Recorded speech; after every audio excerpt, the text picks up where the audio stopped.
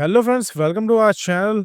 दोस्तों, आज हम आपके लिए ना हमारे पास रिक्वेस्ट आ रही थी कि आईएमओ क्लास 6 का लेवल 2 का पेपर लेकर आइए सर। तो हम वही पेपर 2 लेके आए हैं जो कि है बिल्कुल आईएमओ के पैटर्न पे। और अगर आप सीरियस है ना ओलंपियाड के लिए, तो हमें ढूंढिए, यूट्यूब चैनल पे हमें ढूंढिए, हमारे चैनल को सब्सक्राइब करिए और वीडियो को लाइक कर दीजिए, क्योंकि यहाँ पे सिर्फ होती है सीरियस लर्निंग। ये पेपर है ना, हमने लेवल 1 और लेवल 2 दोनों को माइंड में रखते हुए बनाया गया है। इसके क्वेश्चंस यूनिक है, डिफिकल्टी लेवल आईएमओ वाली है, स्टैंडर्ड आईएमओ का है।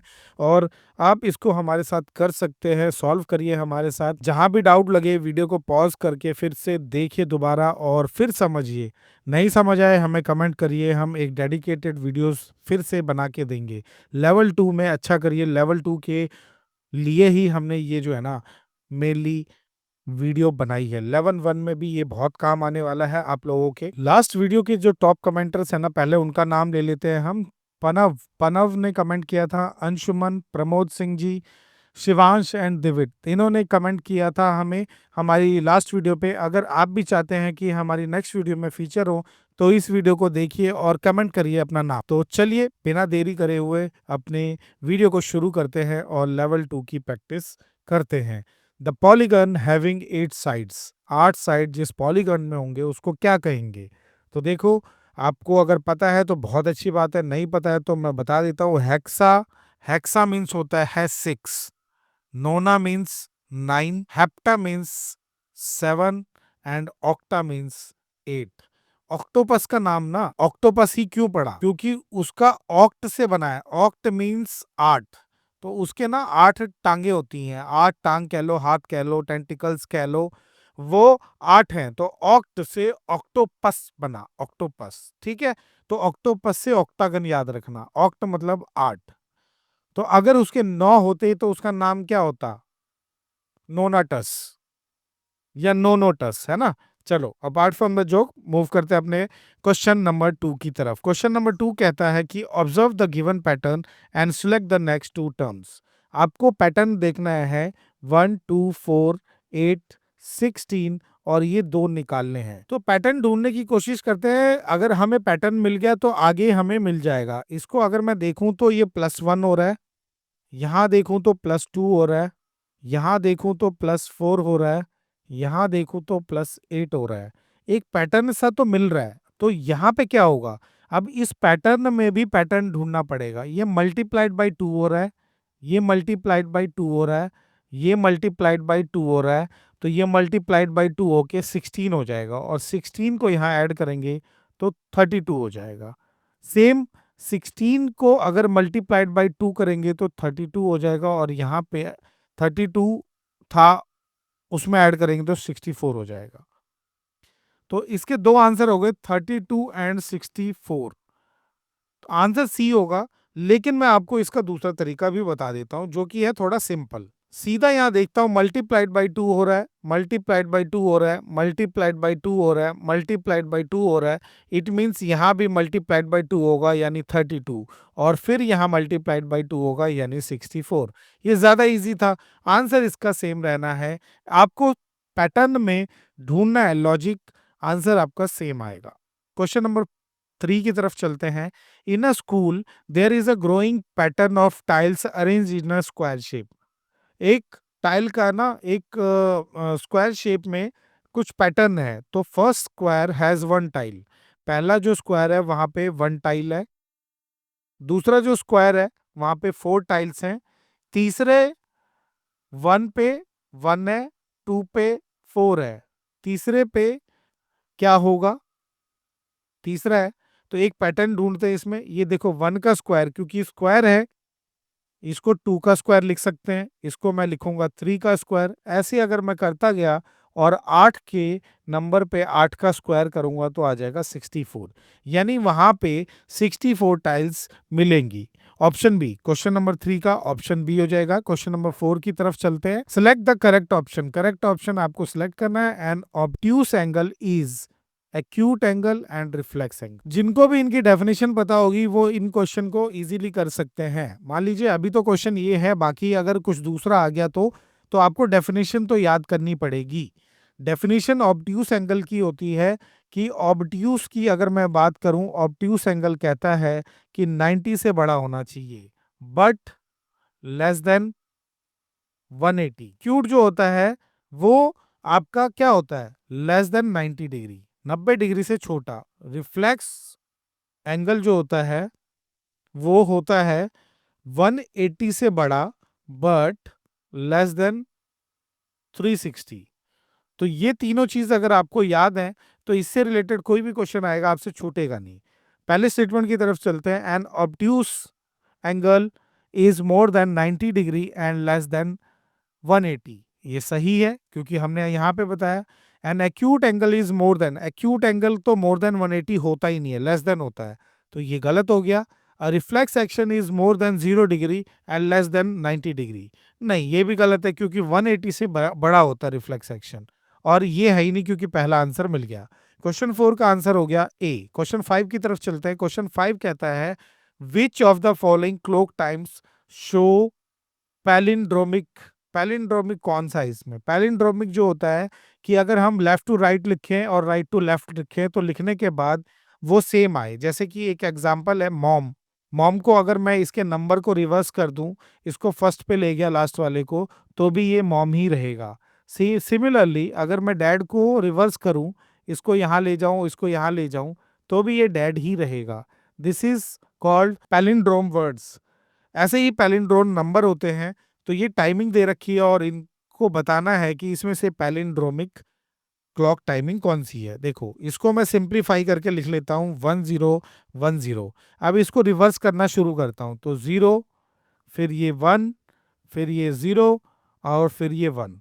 क्या ये सिमिलर है इसके? नहीं, तो ये आंसर नहीं होगा। सिमिलरली 1818 को लिखता हूँ और इसको रिवर्स करता हूँ। रिवर्स करूंगा तो पहला डिजिट 8 आ जाएगा। क्या ये सिमिलर हो सकता है इससे? नहीं। सिमिलरली 1212 को अगर मैं रिवर्स करूंगा तो पहला डिजिट होगा 2, और यहाँ पे ऑप्शन में 2 नहीं है, यहाँ पे 2 नहीं है, तो ये भी नहीं होगा। मैं इसलिए पूरा नंबर नहीं कर रहा हूँ क्योंकि मुझे आपका ना अचीवर सेक्शन के लिए टाइम बचाना है, इसीलिए मैं इसको थोड़ा फास्ट कर रहा हूँ। अगर आपको कहीं भी नहीं समझ आता, वीडियो को रिवाइंड करिए और दोबारा देखिए।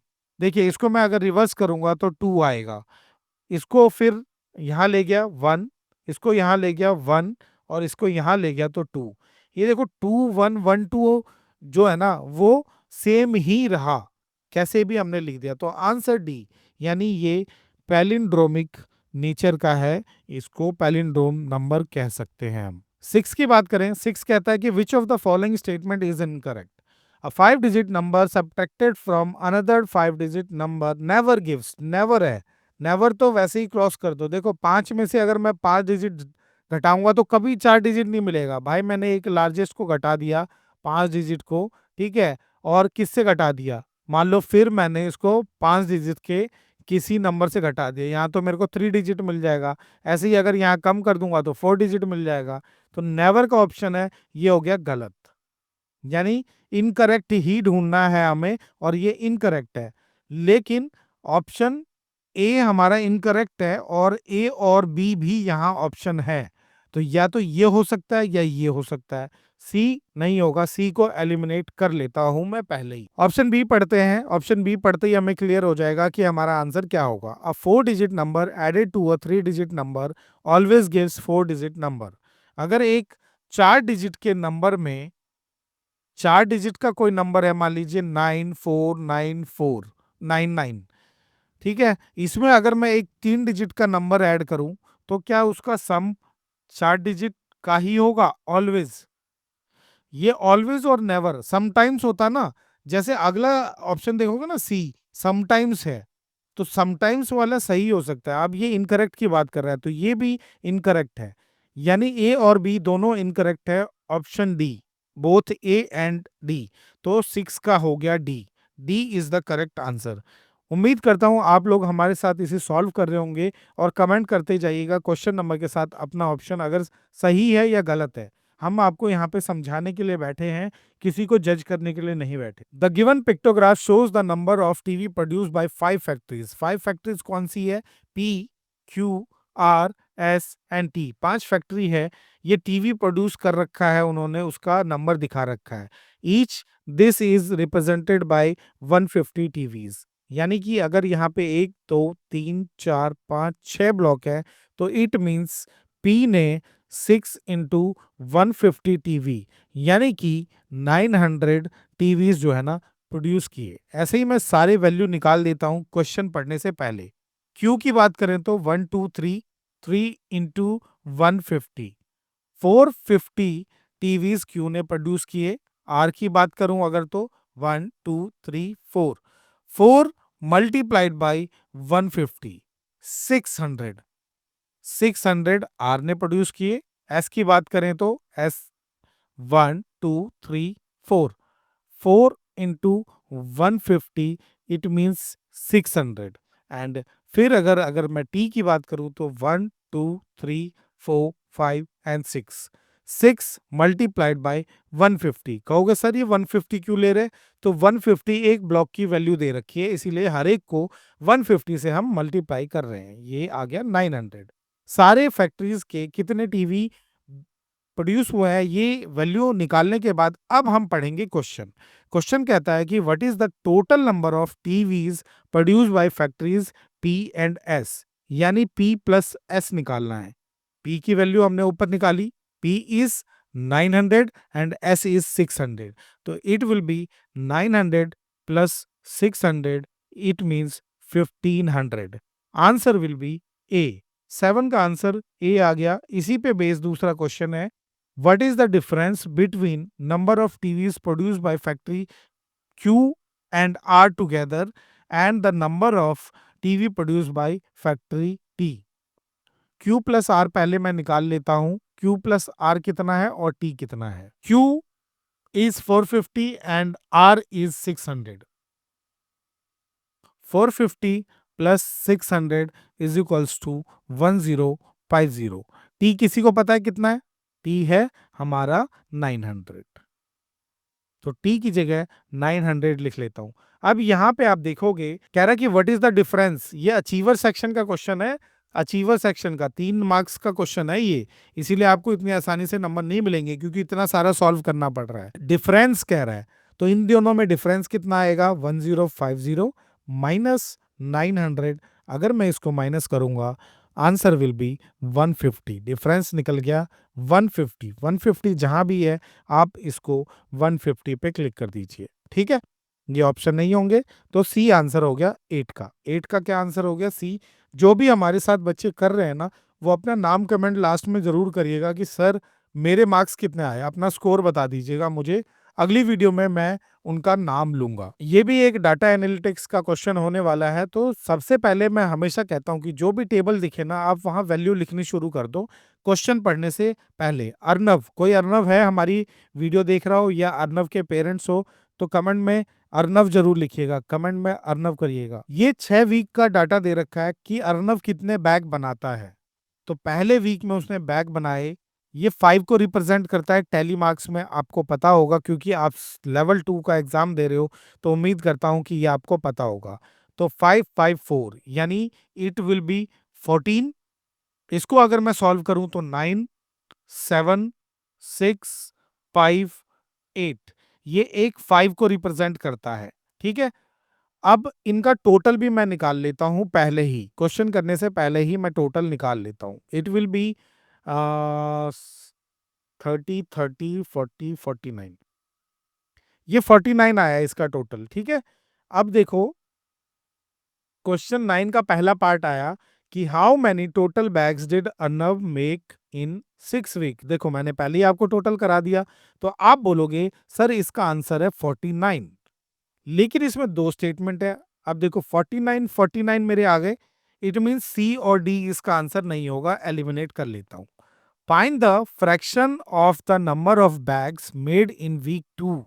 वीक 2 में कितने बैग बिके, बनाए? वीक 2 में बनाए हैं 9 बैग, तो फ्रैक्शन निकालना है। इट मींस 9 बाई वीक 4 और वीक 6 के together bags together, week 4 and week 6, तो 8 प्लस 6 14। अगर वैसे भी अगर मैं देखूं तो पहला जो है ना एलिमिनेट होके तो ये वैसे ही खत्म हो गया था, लेकिन न्यूमरेटर एलिमिनेट कर दिया, डिनोमिनेटर सेम था, फिर भी एक स्टेप और ले गए। आप यहाँ पे भी इसको एलिमिनेट करके ऑप्शन बी इसका करेक्ट आंसर होगा लिख सकते हैं। क्वेश्चन नंबर 9 हो गया हमारा अचीवर सेक्शन का। क्वेश्चन नंबर 10, क्वेश्चन नंबर 10 की अगर मैं बात करूं, क्वेश्चन नंबर 10 कहता है how many super cells are there. Super cells पता है आपको? जिनको भी सुपर सेल्स के बारे में पता है कमेंट करिएगा जरूर अपना आंसर। देखो सुपर सेल्स क्या होता है, मैं एक एक सेल में जाता हूं और इसके बगल में अगर ऊपर कोई नंबर है तो यहाँ नहीं है, हम नहीं देखेंगे, बगल में भी कोई नहीं है, नीचे भी कोई नहीं है। अगर ये चारों तरफ सबसे बड़ा नंबर है आपस में तो that is called super cell. Super cell यानी इस सेल में सबसे ज्यादा वैल्यू है, इसको हम सुपर सेल कहेंगे। तो यही हमें फाइंड करना है कि कितने सुपर सेल है इस टेबल में। इस सेल की बात करूं तो इसके राइट में ही एक बड़ा नंबर है इससे और नीचे भी बड़ा नंबर है, तो ये क्रॉस हो जाएगा, तो ये सुपर सेल नहीं हुआ। ऐसे करके ना हमें सारे सेल में जाना है, इसका कोई शॉर्टकट मेथड नहीं है, आपको फटाफट करना पड़ेगा क्योंकि ये अचीवर सेक्शन का क्वेश्चन है और सारे सेल में जाके हमें इनकी वैल्यूज को फाइंड आउट करना है। तो ये आपका काम रहा कि आप फटाफट मुझे काउंट करके बताओ। कंसेप्ट तो मैंने आपको बता दिया है, 10 का आप मुझे आंसर जो है ना कमेंट करोगे क्योंकि कंसेप्ट मैंने आपको बता दिया है। आंसर आपको कमेंट करना है कि कितना आंसर है और कौन सा ऑप्शन हो। क्वेश्चन नंबर 11 की तरफ मैं सीधा बढ़ूंगा। क्वेश्चन नंबर सी 11 कहता है कि विरहांका नंबर सीरीज कौन सी है। विरहांका नंबर सीरीज अगर किसी को पता है तो उसमें ये है कि अपने पीछे वाले नंबर को जोड़ते चले जाइए, वो सीरीज आती चली जाएगी। अगर पीछे वाले को जोड़ते तो यहाँ 4 आना चाहिए था, फिर इसको जोड़ते तो 9, तो ये नहीं होगा। इसमें अगर मैं बात करूं तो 1 + 2 3 होगा, 3 + 2 5 होगा, 5 + 3 8 होगा, 8 + 5 13 होगा, 13 + 8 21 होगा, 21 + 13 34 होगा। तो ऐसे सीरीज चलती चली जाएगी। This is called Virahanka number series. तो इसका आंसर हो गया बी, 11 का आंसर हो गया बी। वीडियो ज्यादा लंबी ना हो इसलिए मैं थोड़ा फास्ट कर रहा हूं। अगर आपको कहीं पे भी डाउट आए ना तो आप वीडियो को रिवर्स कर लेना और फिर उसको देख सकते हो। देखो एक है ना बार ग्राफ का क्वेश्चन आया है। अब मैंने पहले भी आपको बताया जहां बार ग्राफ दिखे वहां उसकी वैल्यू लिखनी शुरू कर दो। ये डांस का ग्रुप है और नंबर ऑफ स्टूडेंट है इसमें 40। म्यूजिक इसकी अगर मैं बात करूं तो यहाँ 30। सिंगिंग सिंगिंग में 50। और अगर फुटबॉल की बात की जाए तो 80 और 70 के बीच में है ये, तो इट विल बी 75। अब क्वेश्चन की तरफ बढ़ते हैं। क्वेश्चन कहता है कि which club has 3/4 as many as member of the dance club. यानी यहाँ पे 3/4 और डांस मेंबर इज 40। अगर मैं इसको कट करूंगा तो 10, 3 × 10 इज इक्वल्स टू 30। 30 बच्चे कहाँ हैं? तो 30 बच्चे यहाँ हैं सिर्फ। इसका आंसर हो जाएगा music. Question 12 is C, music. 13 की बात करें, 13 कहता है complete this statement using fraction और mix number. The football has dash times as many as music. Music में कितने बच्चे हैं? म्यूजिक में है आपके 30 और फुटबॉल में कितने हैं? 75। तो अगर मैं इसको 75 डिवाइडेड बाई 30 लिखूं, क्योंकि फुटबॉल का टाइम्स कह रहा है, यहाँ पे अगर नीचे आ जाते हैं, यहाँ पे फुटबॉल हैज कह रहा है तो फुटबॉल पहले आ गया, म्यूजिक आ गया नीचे। It will B 15 5s are 75 and 15 2s are 30। 5/2, 5/2 हो गया आंसर ए। अगर देखो आपको करना है इसको तो करके देख लो कैसे। 5/2 टाइम्स हो गया फुटबॉल किसके? म्यूजिक के। तो म्यूजिक में कितने बच्चे हैं? म्यूजिक में 30 है। 30 अगर मैं इसको क्रॉस करूंगा 15, 15 5s are 75 और फुटबॉल की वैल्यू 75 ही है ऊपर। It means question number 13 is correct. अगर आपका ये आंसर सही है तो कमेंट करिए अपना नाम। क्वेश्चन 14 की बात करेंगे। 14 आता है एक पेरीमीटर के ऊपर क्वेश्चन, लेकिन उससे पहले मिसिंग लेंथ आपको निकालनी है, ये और ये। बहुत ही इजी होने वाला है, जिनका कंसेप्ट क्लियर है। जिनका नहीं है वो हमारे साथ जुड़े रहिए, चैनल को सब्सक्राइब कर लीजिए, वीडियो को लाइक कर दीजिए। देखो ये कोई शेप है और यहाँ m निकालना है। तो यहाँ एक एक बार में आप देखोगे ना, तो यहाँ से यहाँ जो वैल्यू है वो 4 है और ये पैरेलल है, इसके पैरेलल है, तो m विल बी यहाँ पे भी 4 मीटर हो जाएगा ये। और अगर मैं यहाँ की बात करूं, देखो ऊपर से पूरा 10 है, तो यानी कि यहाँ से यहाँ तक भी 10 होगा ये, जिसमें से 3 यहाँ हो गया एंड 3 यहाँ से यहाँ हो गया ये वाला, तो कितना हो गया 6। तो यहाँ कितना बचा 4। तो दोनों m जो हो गए वो 4 हो गए, 4 ये एलिमिनेट हो गया, ये एलिमिनेट हो गया। अब बात करेंगे हम इसके पेरीमीटर की। पेरीमीटर आपको पता होगा कि एक पॉइंट पे आप खड़े हो जाओ और पूरा घूम के आ जाओ, जितना लेंथ है उसको ऐड कर देंगे तो पेरीमीटर हो जाएगा।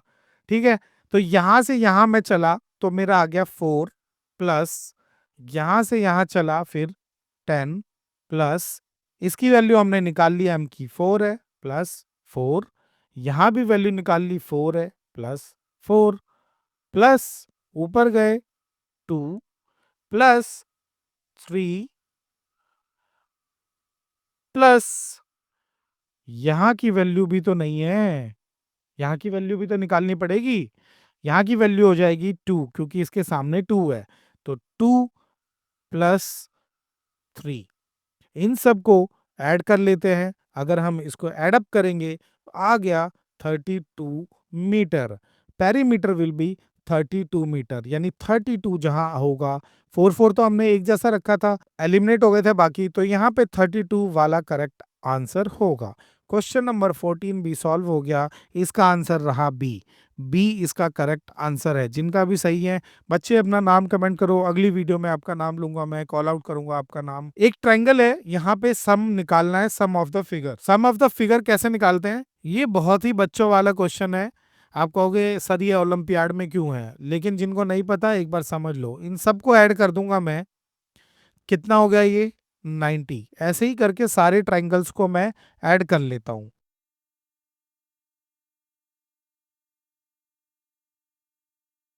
अभी सारी वैल्यूज आ गई, अगर मैं इनको प्लस कर दूं, ये 90 plus 90 plus 30 plus 30 plus 60 plus 90 plus 60 plus 30 plus 30 plus 60, इन सब को अगर मैं ऐड कर दूं ना, तो ये आंसर आएगा 480। 480 इसका करेक्ट आंसर है। क्या और कोई मेथड है इसको सॉल्व करने का? जिसको भी पता है ना वो भाई कमेंट करो, क्या मेथड हो सकता है। अगर उसका मेथड सही हुआ उसके लिए मैं क्लैप करवाऊंगा अगली वीडियो में। चलो बढ़ते हैं अगले क्वेश्चन नंबर 16 की तरफ। क्वेश्चन नंबर 16 कहता है find the HCF of 36 and 48। HCF सबको निकालना आता ही होगा, एचसीएफ आपको आता होगा।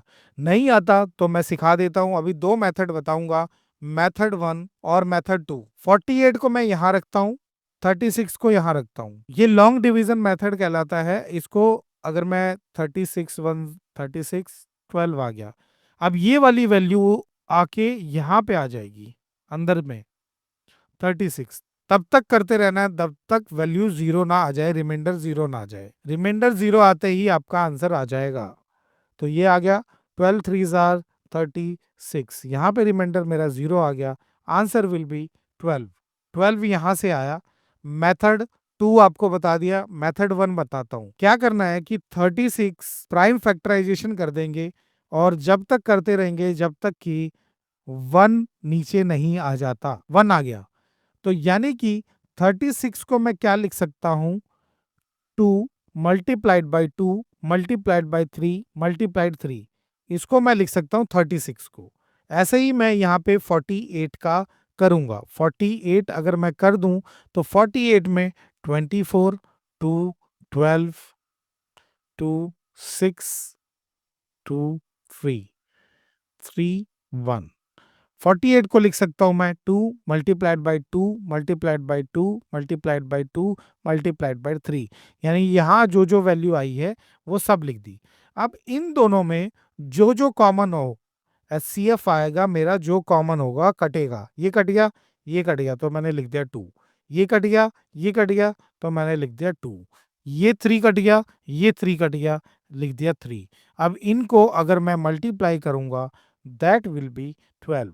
मेथड 1 से भी 12 आया, मेथड 2 से भी 12 आया, आंसर विल बी बी।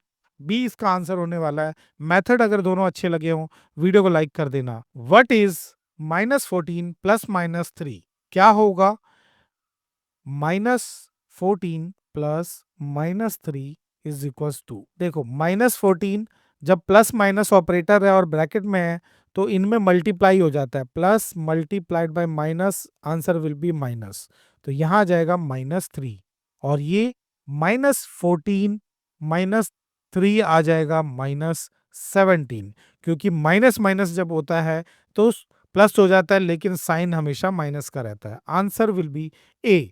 आप लेवल 2 कर रहे हो इसलिए मैं ज्यादा एक्सप्लेन नहीं कर रहा हूं इसको। क्वेश्चन 18 अचीवर सेक्शन का होने वाला है। Statement 1, sum of -7, -6, 9 and 18 is 23 more than the smallest one digit number. पहले एक पार्ट को कर लेते हैं, इतना कर लेते हैं। इनका सम निकालूंगा अगर, तो -7 प्लस -6 प्लस 9 प्लस 18, इसको अगर मैं सिंप्लीफाई करूंगा तो ये आ जाएगा, वैल्यू विल बी 14। इसका जो आया सम वो 14 आया, 14 आया। दूसरी इसी में दूसरे पार्ट पे चलते हैं। 23 more than the one digit smallest digit negative integer. One digit का जो स्मॉलेस्ट नेगेटिव नंबर होता है वो 9 होता है। 9 क्यों होता है? क्योंकि नंबर लाइन पे आप देखोगे, जो जितना लेफ्ट की तरफ जाएगा, ये -1 हो गया, -2 हो गया, जो जितनी लेफ्ट की तरफ जाएगा वो सबसे छोटा नंबर होगा। तो 9 सबसे छोटा हो गया, और अगर इसमें मैं +23 कर दूं तो मेरा 14 ही आंसर आएगा, यानी कि ये दोनों पार्ट सेम है। It means statement 1 is going to be true. ये ट्रू होने वाला है। True, true, false, flaw, false, eliminate, सीधा एलिमिनेट करो। अब स्टेटमेंट 2 पे डिपेंड करेगा कि हमारा आंसर क्या होने वाला है। स्टेटमेंट 2 कहता है कि when we subtract a negative number, negative integer from positive integer, we always get positive integer. जब हम एक नेगेटिव इंटीजर को किससे घटाते हैं? पॉजिटिव इंटीजर से। तो पॉजिटिव इंटीजर मान लो 19 है, और इसको माइनस करना है किससे?